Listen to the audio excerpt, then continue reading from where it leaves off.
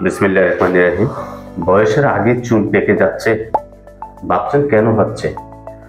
আজকে জানুন চুল পাকার আসল কারণ।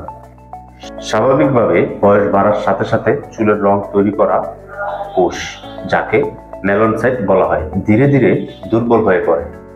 তখন চুল ধূসর বা সাদা হয়ে যায়। তবে অল্প বয়সে চুল পাকার কয়েকটি বড় কারণ হলো পুষ্টির ঘাটতি, ভিটামিন বি12, আয়রন, কপার ও জিঙ্কের অভাবে চুলের রং চলে যায়।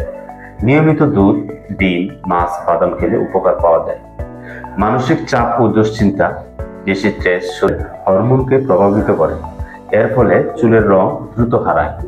অস্বাস্থ্যকর অভ্যাস, ধূমপান, অ্যালকোহল, ফাস্ট ফুড খাওয়া, ঘুম কম, এগুলো শরীরের কোষ দুর্বল করে চুল পাকায়।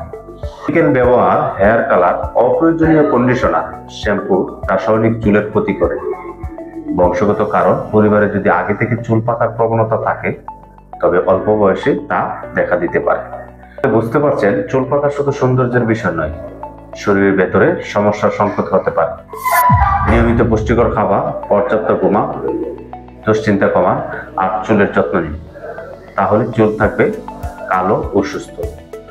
আরো এই ধরনের ভিডিও পেতে আমার এই চ্যানেলটি সাবস্ক্রাইব করে রাখুন।